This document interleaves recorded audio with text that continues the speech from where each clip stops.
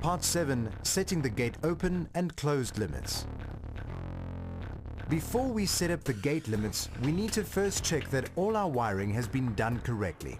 Ensure the electricity is switched off and the battery is disconnected. The main supply terminates onto this removable green connector on the side of the charger. It is recommended that the cabling and termination of the main supply is done by a qualified electrician. However, if you plan to do this yourself, ensure that it is done correctly. The live wire connects to the top terminal, the neutral wire to the middle, and the earth to the bottom. Ensure that each wire is securely tightened into the connector terminals and that no part of the wires can short against each other. The spade connector of the charger earth lead connects onto the controller here. The charger output plugs onto the controller via this white connector. The Nova plug-in receiver connects directly onto these pins on the controller and sits in the convenient receiver housing. Feed the aerial through the gap of the lid and stretch out the wire as straight as possible. This helps give the unit better range. Bend the wire so that it points down towards the bottom of the gearbox. Check that a wire link is fitted between the infrared safety beam input marked IRB on the controller and the common input marked COM. Check for a similar link between the holiday lockout input marked LCK and the common. These links will be removed if you intend using either or both of these features later.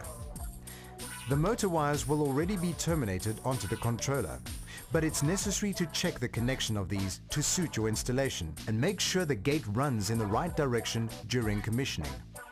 The motor is wired for a gate that closes to the right.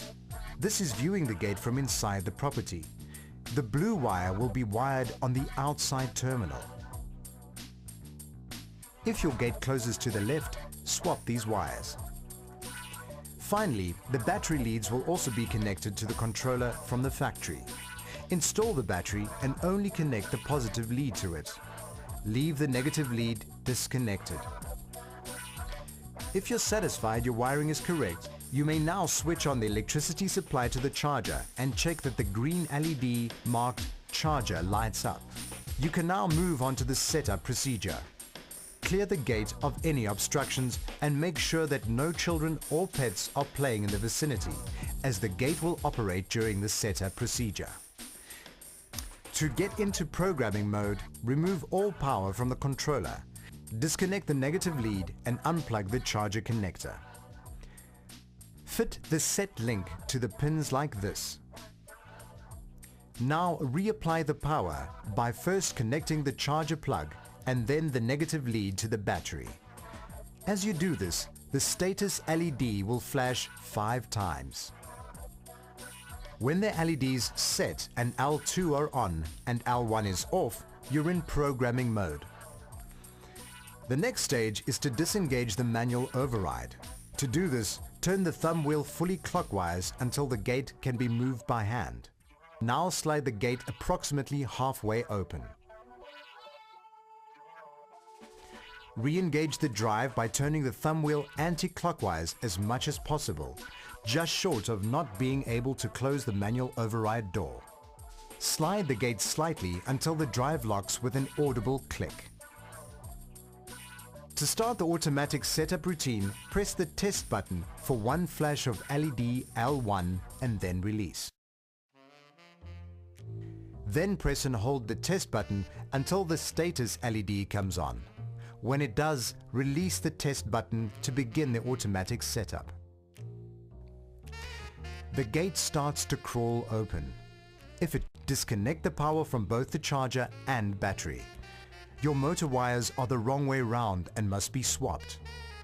If the motor wires are correct, the gate will proceed with its automatic routine consisting of 5 opening and closing cycles to pick up its limit switch origin and learn its open, closed and pedestrian positions. The automatic setup routine is shown in detail in the manual. During the last cycle, the gate reverses at full speed and stops in the pedestrian position. You can widen the pedestrian opening by shorting across the inputs marked PED and Common on the terminal blocks with a short piece of wire. If you are happy with the gate setup, press and release the test button to save the settings. Your setup is complete. Get out of programming mode by removing the set link and store it over one of the 2 pins on the controller. The factory settings on the controller have been selected to suit most applications, so generally there will be no need to change the default settings. If you need to change any settings, like changing the sensitivity of the gate, refer to the section Setting Additional Features in the manual.